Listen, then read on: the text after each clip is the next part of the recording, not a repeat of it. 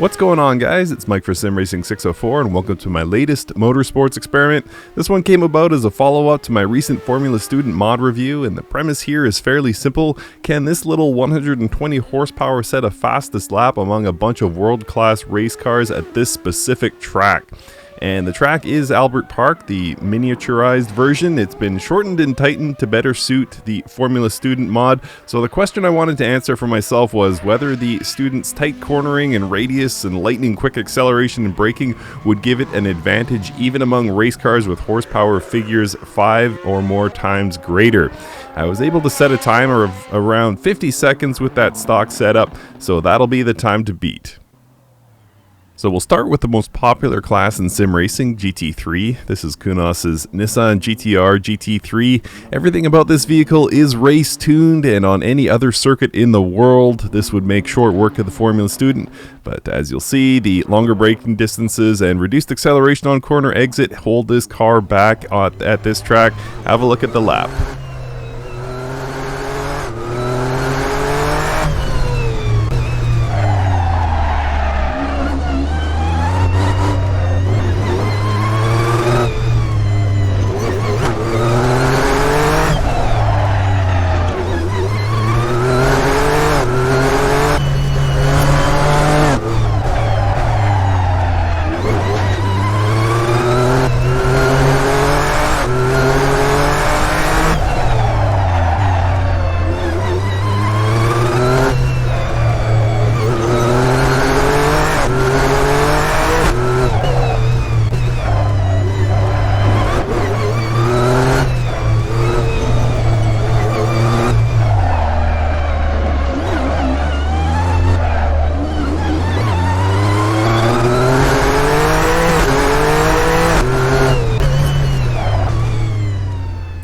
So reasonably close, but definitely not yet faster than the home team. What about the GTE class? It has better performance than the GT3, so maybe that gap could be closed. The Porsche 911 RSR is definitely quicker out of the corner, but ultimately the inertia of the car tends to cause you to brake far earlier than you might in the Formula Student, and the top speed gains are thus negated. So let's see how close it can get.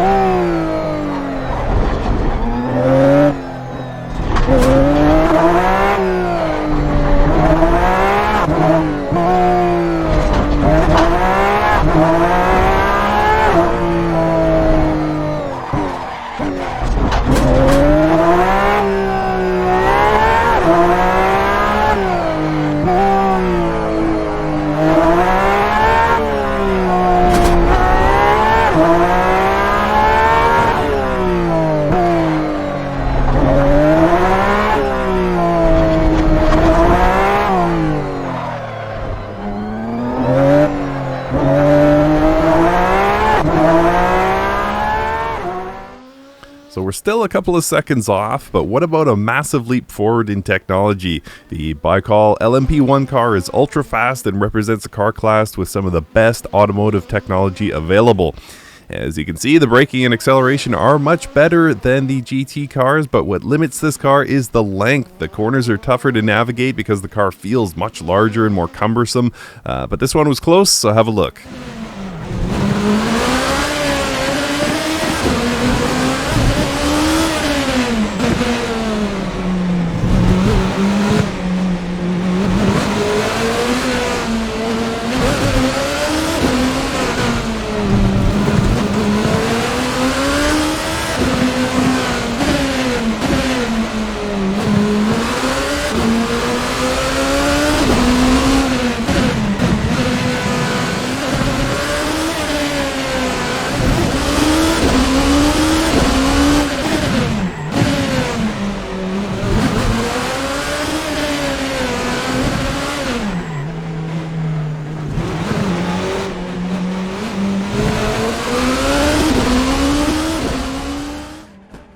So maybe I'm looking at this the wrong way. Obviously, the power and track abilities of a car aren't an asset here at Mini Albert Park. Maybe something more adept at mega acceleration and navigating tight spaces would work. So enter Group B. It predates the car technology most of us take for granted these days, like traction control and ABS, but if you've ever seen what this thing could do on a rally track, you would be led to think that this could hold its own here. Let's go on board.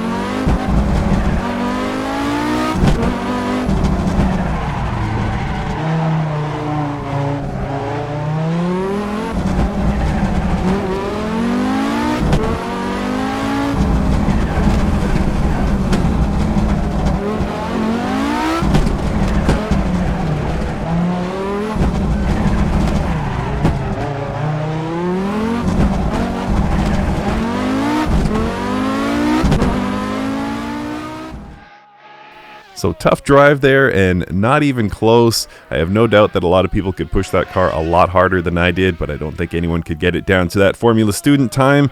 And before we start climbing the open wheel ladder, let's try one more track weapon. This is a car designed to smash track records. This is the Pagani Zonda R, of course, tuned to perfection to own any circuit you can throw at it. Surprisingly, it was among the easiest cars to drive, but its bulky frame did hold it back a bit.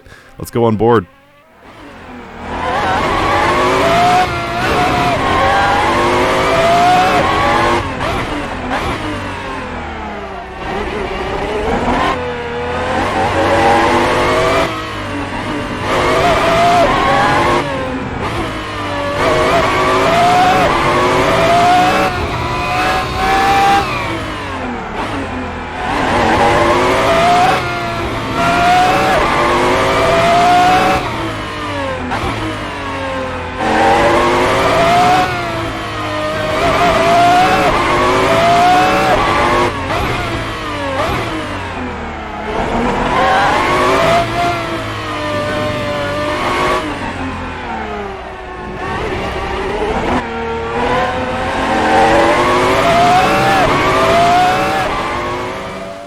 So far I've avoided the open wheelers because of course there's just no way a 120 horsepower car can hold its own against these world-class track monsters. And we'll start with the lowest tier of car from Race Sim Studio, the RSS4 or Formula 4 car. The power figures are humble next to the cars we'll test next, but like the Student, it relies on being light and nimble to achieve its lap times instead of raw power, so this one could be close.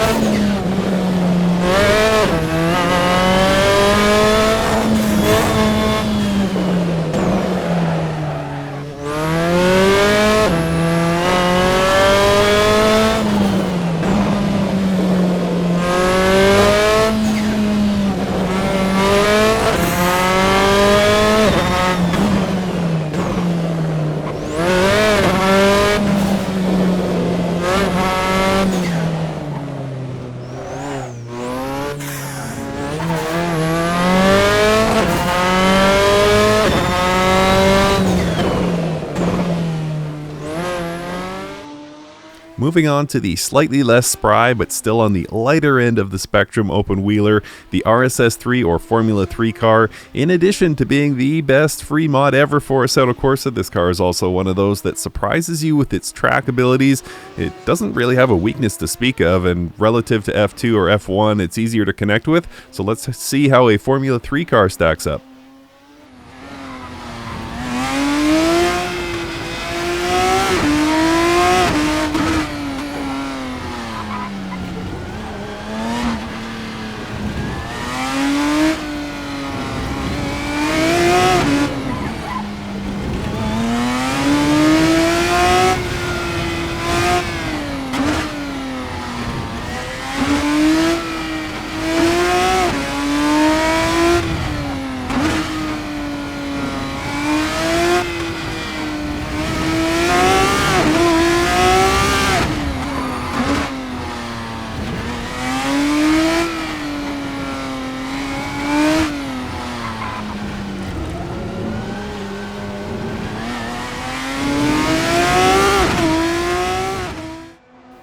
So we're getting closer, but still not there yet, and we're getting to the absolute elite levels of motorsport here, and so the lap time should really start to get competitive. And we'll start with the Formula Americas from RSS, being of course based on last year's IndyCar.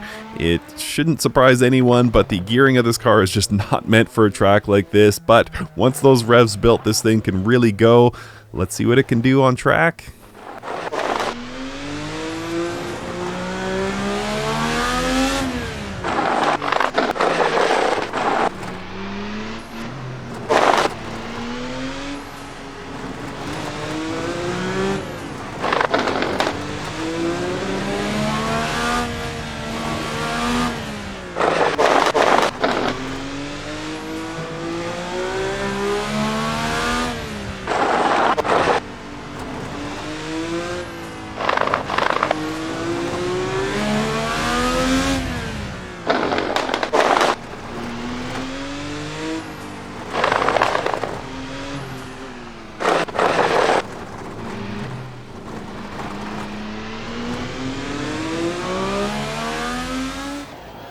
So the IndyCar takes an L, but what about the Formula 2? This car lacks much of the technology that gives Formula 1 its mind-bending speed, but F2 would still decimate almost any other car class on nearly any circuit in the world.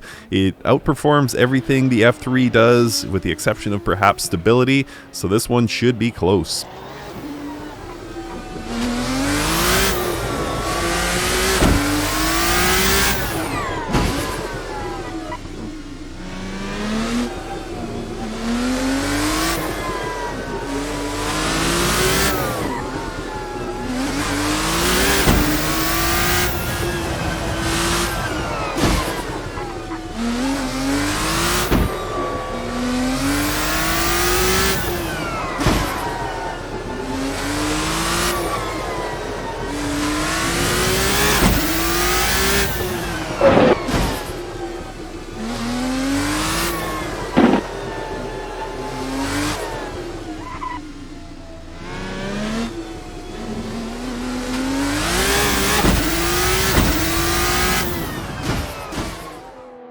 So not even the Formula 2 can beat the Formula Student at this track, but this is it, the final boss, Bowser, Eleanor, through fire and flames. This is of course the Formula Hybrid 2020, based on the fastest circuit racing car to ever compete, the modern Formula 1 turbo hybrid race car. Is hundreds of millions of dollars in annual development of a car enough to topple something that you could build for less than the car's cost of a pre-owned Civic? Let's see.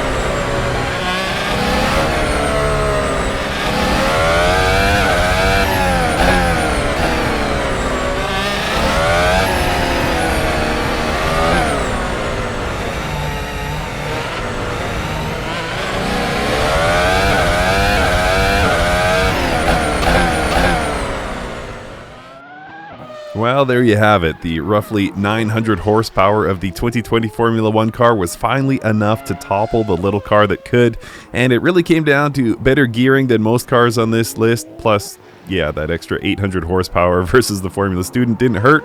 So F1 did the trick, but how about going in an F1 car approaching 20 years old? One final run, let's go on board the Ferrari F2004.